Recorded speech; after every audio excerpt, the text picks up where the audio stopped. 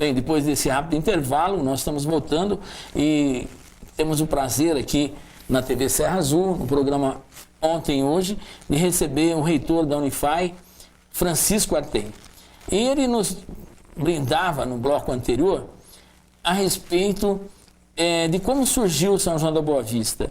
E ele contou como fosse uma narração, a gente viveu, tenho certeza que a hora que o barco chegou, desembarcou em São João, você estava lá vivenciando. Isso na nossa imaginação, que eu acho que o importante é isso, ter uma imaginação fértil e pensar, né? E como ficou depois que o Monsenhor Ramalho, João Ramalho, veio para São João. O João Ramalho é um homem poderosíssimo, rico, um homem dos mais ricos do estado de São Paulo. Ele tinha o comércio do sal, só ele podia negociar sal, e na época era um grande negócio.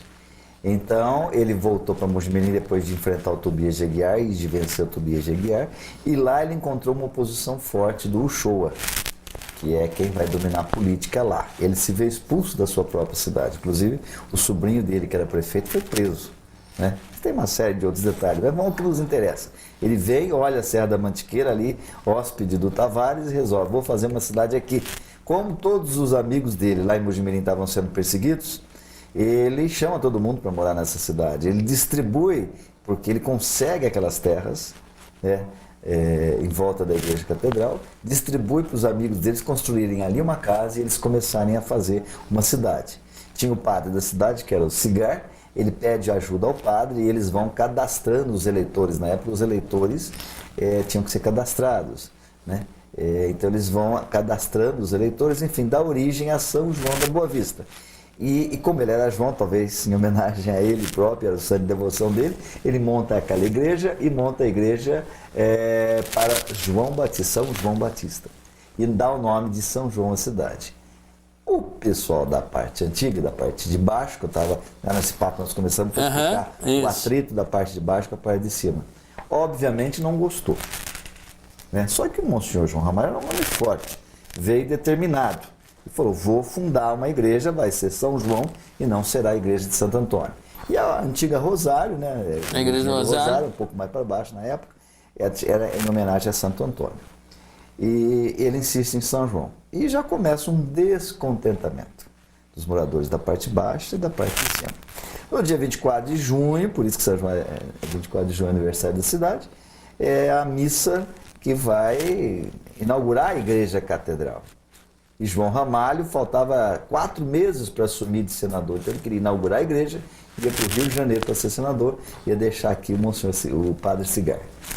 No dia da igreja, no dia da missa, na hora em que ele ergueu o cálice, ele teve um ataque fulminante. Ele morreu, caiu em cima do altar, morreu no altar. O primeiro padre da igreja catedral morre na hora da homilia, na hora da Eucaristia, e no momento em que ergue o cálice. Veja, numa época, nós estamos falando de quantos anos atrás, cheia de superstição, aquilo foi um rompimento.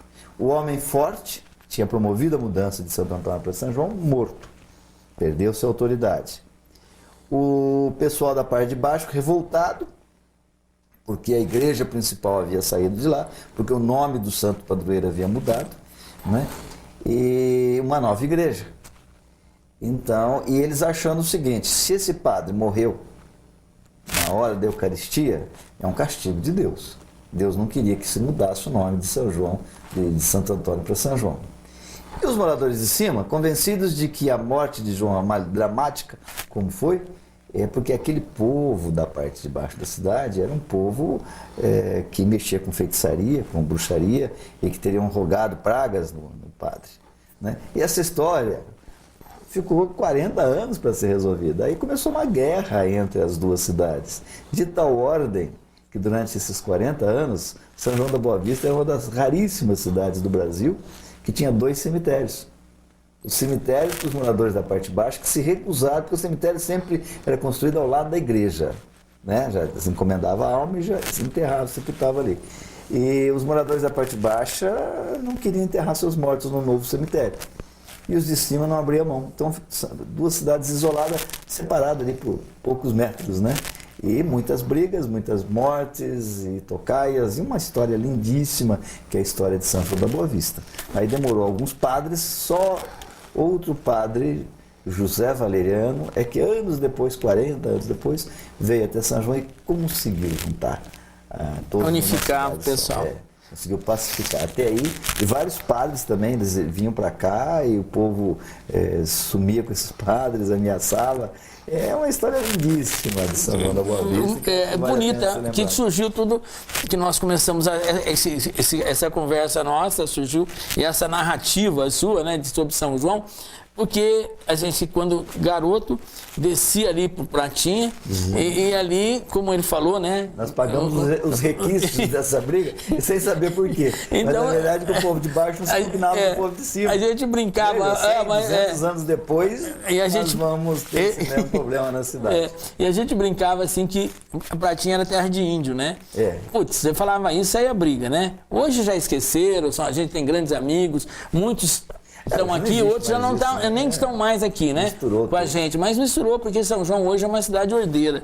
Graças a Deus não tem esse tipo de rivalidade. Mas voltando ao passado novamente, você estudou no Teófilo de Andrade. No Teófilo de Andrade.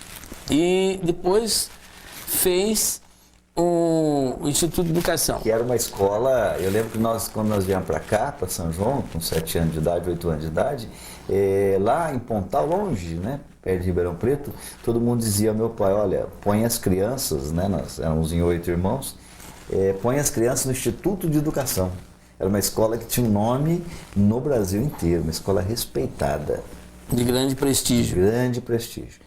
De modo que nós chegando para São João, meu pai nos matriculou, as minhas irmãs mais velhas já no Instituto, eu no Teófilo, depois fomos para o Instituto de Educação e nós vimos mesmo ainda um pouco daquela escola maravilhosa que era o Instituto, mas vimos também, tristemente, a decadência do Instituto.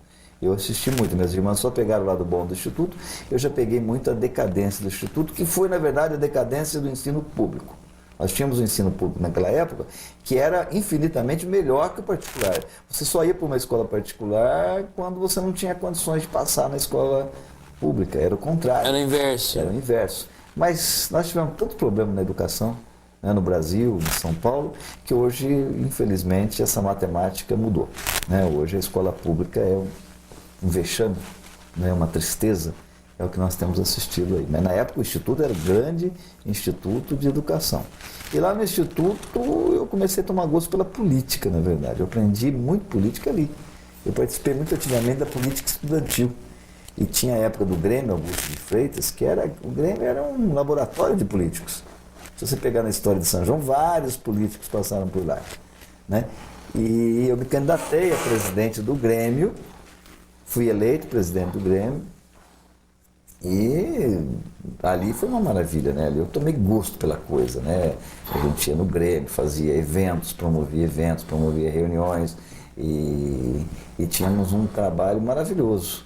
E eu, presidente do Grêmio, eu lembro de uma eleição, o Jorge do bar, Jorge.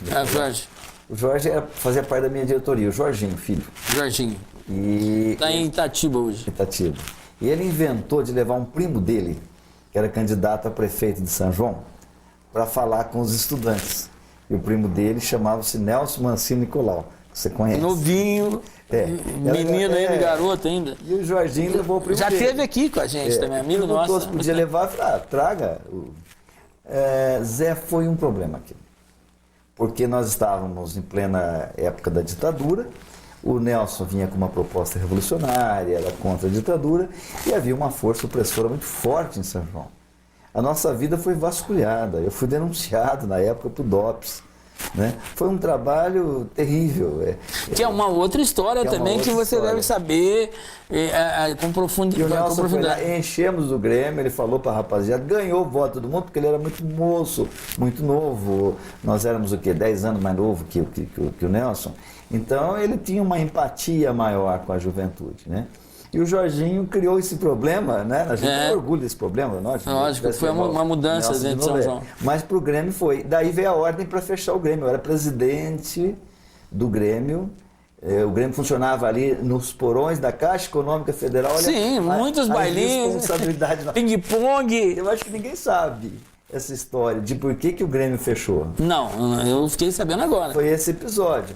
Aí a Caixa Econômica Federal do governo, né? Na época você tinha o Maluf... Estadual, né? Estadual. O Maluf, governador do estado. Então eu não preciso contar o fim da história. Mandaram fechar o Grêmio. Simplesmente mandaram fechar da noite pro dia. E nós, muito abestados, né? Uma molecada abestada, né? Resolvemos resistir. Olha. Nós não fechamos o Grêmio. Eles pediam a chave, a gente entregava uma chave falsa e abria no sábado e domingo as portas do Grêmio. Resultado, meu pai, tadinho, acabou indo no DOPS, ameaçaram meu pai, me ameaçaram e... Foi uma coisa terrível, um episódio terrível. A gente tinha muita pressão, acabou cedendo. Eu fui deposto. Fui deposto do cargo. Me expulsaram do Instituto de Educação. Eu fui expulso do Instituto. Do Instituto? Do Instituto de Educação. Porque eram os estudantes... Os líderes, né? E os estudantes não tinham como eles fecharem o Grêmio. Eles, talvez, olha, é responsabilidade, a gente não tinha noção do que acontecia no Brasil e a força dos militares. Aquele tempo não tinha televisão, o jornal era... A gente não sabia que eles podiam dar um tiro ali, a gente não tinha noção do perigo, na verdade. A gente achava engraçado e resolvemos resistir por aventura, né? Eles arrumaram uma maneira mais simples, ainda bem. Eles me tiraram da presidência, acabei deposto, acabei sendo expulso do Instituto de Educação por desobedecer a ordem de fechar o Grêmio. Fiquei desamparado, não sabiam como é que fechar, tive que terminar, voltar para Pontal, numa escola lá me aceitar e eu terminar o hoje segundo grau lá, e o Grêmio acabou aí nesse episódio. Nossa, eu não sabia disso, porque era tão gostoso o Grêmio, né? E ninguém sabe por que terminou. Então, tinha um cantinho lá que era ping-pong, tinha uns bailinhos, né? E na verdade o Grêmio já estava proibido, tinha 2 Grêmios tinham sobrevivido, lembra? Os militares... O Elcio Mendes Coutinho. Em 1970... os militares já tinham proibido grêmios. O nosso resistiu, o de São João e de Rio Claro. Então eu acho até que a história do Grêmio tinha que ser contada. O Instituto de Educação precisava saber mais detalhes dessa história. Ah, sim. E o programa nosso é para isso também, né? Essa história do Grêmio. Essa história é uma história bonita, engraçada, de uma molecada irresponsável, como toda molecada, né? Mas mostra a truculência do poder, mostra o período que nós estávamos passando. É uma história bonita que dá pra gente contar. Que foi vivida, né? Que foi vivida, né? Mas tem, nós vamos para um rápido intervalo. O nosso papo está gostoso, bem descontraído. Você está aí se deliciando com com a nossa conversa, né?